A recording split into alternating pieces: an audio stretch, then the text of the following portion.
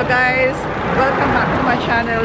Andito ako ngayon sa Baybayog. Ayan, along the road. Napakainit. Palagay ko parang mga 40 degrees today. Ngayon andito ako sa tindahan ng mga watermelon.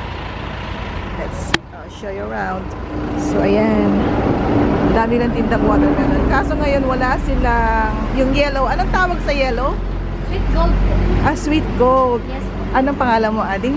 Cristessa Clement. Cristessa Clement. So, siya yung anak ng kaibigan namin at wala yung mother niya today. So, ang dami nilang watermelon. So, saan nanggagaling, Cristela, yung watermelon? Ano po? Minsan po Paggaw. Paggaw. Ilocos po. Pag sweet gold, Ilocos. Ah, okay. Then, Santa Ana po. Santa Ana. Opo. So, everyday meron kayong delivery or may schedule kayo? May schedule po. Ah, 3 times a week po. 3 times a week. Pagka malakas po siya, 3 times a week. Okay. Sa umaga, ano oras kayo nag-open? 4 po. 4 o'clock in the morning.